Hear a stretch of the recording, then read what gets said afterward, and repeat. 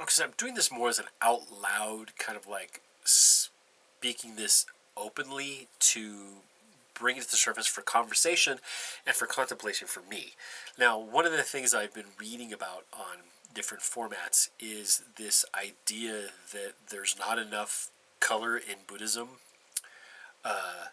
which I find hilarious, and that there's it's becoming too white in the West, which also I find absurd. And I'd like to talk about that.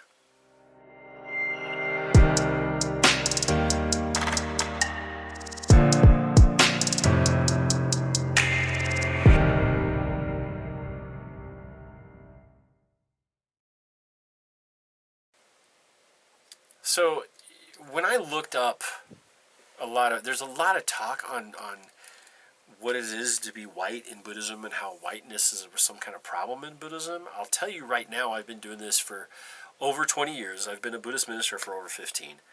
And I'm usually the minority by a huge margin. And I'll show you right here. There's a couple little sections in here. I'll show maybe here. I'll just go to it. So those are just some of the groups that I have spent time with. Now, most of the time, if you come out here to where I am at now in Colorado, which is largely, the state is mostly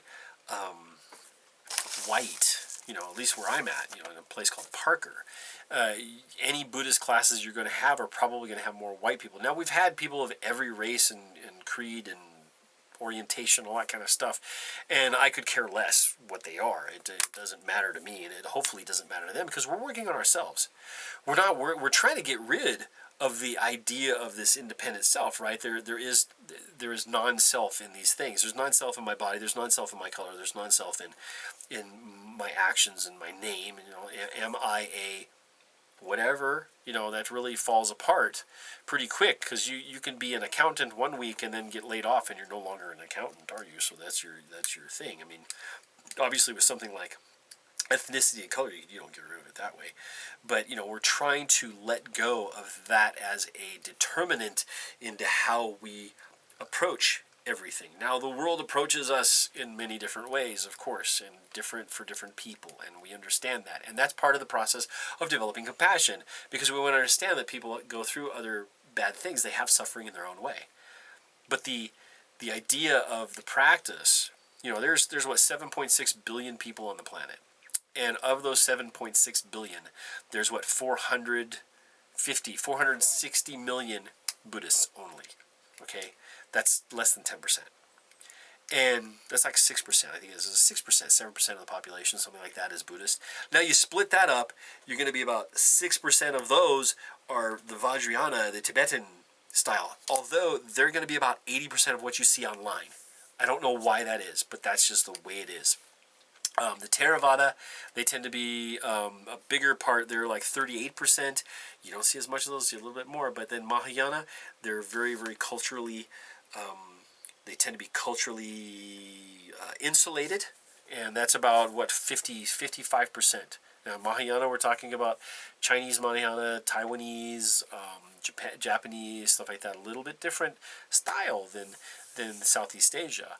And when we're talking about what are you in this and how to approach it, in Colorado, most people are white. You go to Boulder, there's a good mix of people, but not really. I mean, there's way more, of course there's more white people. It's just that's what's here.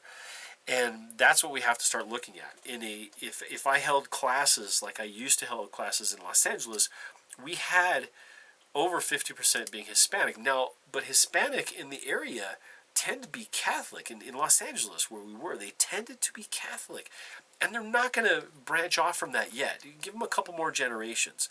One of the things that we see, why we see people in Buddhism from the West, non-traditional, non-born Buddhists, I guess you would say, is because of a philosophical or spiritual quest that they're on to find something in the way of meaning.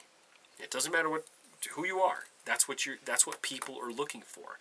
And so they come in to my classes, for example, from Catholicism, from Judaism, from being Protestant, from being evangelical Christians, not as many, from being other forms of Buddhist practice that they've been exposed to in the past. And they're looking for community, and they're looking for meaning. And so you try to find a community that you'll fit in. And we need to work on, as I don't care what color you are, letting everybody fit in without making them over emphasized in any way. Now, this is why everybody dresses the same. This is one of the reasons you shave your head. Okay, you all look the same, bunch of bald heads running around. If you're a monk or a minister or in that level and working in that kind of stuff. Now, I showed up to Vietnam for a conference, a huge conference, United Nations Day of Vesak. Thousands of people showed up. I had long hair. I did wear my robes. I was a freak. I was a complete freak and got bugged about it and was actually, I wouldn't say harassed, but questioned a lot more than I usually was. And I was not allowed to attend a couple things. And it's just because they didn't know who I was. You were kind of weird looking. You weren't following the protocols. And I looked different. So the next time I went, I did this, make sure my head was shaved in my robes. And man, I just blended in with the crowd, which is part of kind of what you want to do with Buddhism. You want to blend in because you don't need to be seen as unique. You are unique. It is amazingly unique that you are alive now as a human in this day and age with internet access, with electricity. I mean, these are amazing things. And as we do our meditation, we start to see this as a realization of our own truth. And then you start to realize how unique it is, how amazing it is you are where you are, and that you can look stuff up on the Google and the Yahoo and the Bing and all that kind of stuff. You can look up anything you want and get pretty good information. Now, you're going to have to tease through a lot of crud. But that's where your educated mind, it's called cultivation. You cultivate wisdom. You cultivate understanding. This is the process in Buddhism. In whether you call it secular Buddhism or Mahayana or Theravada or whatever, it's about cultivating your mind. And yeah, some of them talk about going to, I want to be enlightened, I want to get enlightened, I want to get the first jhana and the second jhana and jhanas and all this kind of crap. Don't worry about that. You're practicing for you the way you are now and to understand the way you respond to the rest of the world. It's not about changing the rest of the world, it's about changing you. So if you show up at a meditation meeting and you feel uncomfortable, where's that coming from? Now, many times I used to feel uncomfortable when I'd go to these things because I was the only white guy. And, and most people didn't even speak English. So I would be sitting there like wide-eyed and not knowing really what to do and try to help in some really kind of weird pantomime way and end up cleaning or moving chairs or something, and someone would start a conversation with me. And that took a lot of work because I was really kind of a wallflower when I first started with that stuff. I just wanted to go in and observe and try to see if it was for me. And it's very hard because when people show up at your meetings, they've shown up at mine, and try to proselytize you to their way of thinking, when you're doing a simple meditation class, that can put people off. So even the people that are already sitting, like the group that I used to have before COVID and all this kind of stuff happened, the group that we had was small and pretty. They got pretty close because you were starting to see people again and again. You start to understand them. You start learning a bit about them and about how they suffered. And we talk about that and how to deal with it, based on this philosophy, based on this way of being. And when someone new came in and they wanted to force something different upon you, whether they needed to sit at a certain place for some reason, which has happened, whether they had to bring their support animal, which has happened, it was very disruptive, and it was like, how do we deal with that? We had to adapt as well. So we had to be somewhat welcoming. Now, there's sometimes where it becomes so disruptive that it doesn't work. You just can't show up at a Buddhist temple in a clown suit and expect to be treated like anybody else in the group. I can't show up it takes time for me to show up even at an event. There's a vetting process, there's an authorization process, all this kind of crap that goes on to get you into these events. And if you show up and you're wearing the wrong outfit, they're going to look at you differently. They want to know more about you, right? And so that's why, as a person is white, I mean, we have unique, each of us have unique things, white or non-white. You know, you're right, yes, there's very few Hispanics in Buddhism. Although you do see it in Brazil and Peru and Mexico and Spain. You know, we see these kind of, in Portugal. I've met people from there that have really nice, wonderful Dharma centers, and they're working very hard to bring this out. But this is a tradition that they've had for hundreds and hundreds of years that's ingrained in their culture and their way of being, that it's hard for them to adapt. It's hard for them to accept this different way of thinking. Likewise, you look at people who are Hispanic, like I said, many of them, not all, of course, you know, many of them are like, yeah, let's do whatever, but some of them are very, very, very strict and very traditional Catholics. It's a wonderful thing. Get into it. If you've never been to a Catholic church, go check it out. It's amazing. But there's also people who are Jewish, for example. There's a lot of, they see similarities, they see dissimilarities, they see things that make them uncomfortable, that make them more comfortable. There's people that are Black Baptists. There's Jehovah Witnesses that, you know, they may be lurking, or whatever religion they were born into or worked at when they were children or grew up in. They may be looking for something else, and it's, in my opinion, perfectly fine to do so. Now, in their little circle, it may not be.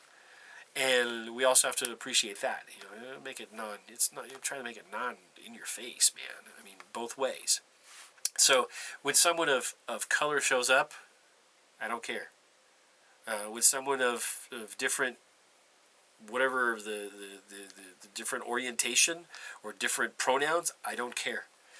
I mean, they have a unique set of situations that they may be suffering with, and that's for them to understand. It's for me to have compassion for them, and it's for me to help them along in the ways I can, without telling them they need to be this way or that way.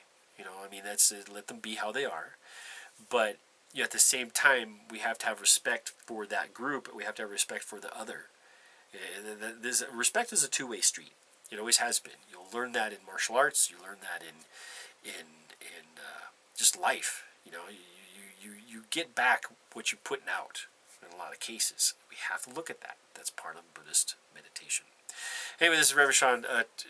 You know, there's a lot of stuff out there on being a white Buddhist and how people have to do this and have to do that, and I think it's all a bunch of, really, I mean, it's a good, really good intent, and I really like reading that stuff sometimes, but it does seem badgering at times, and you know, there's stuff you can't do anything about. I can't change that. So, but I can change how I react to people and how I treat them, and I want to treat them with compassion, with understanding, and with kindness. You know, that's where it's supposed to be. So anyway, this is Reverend Sean.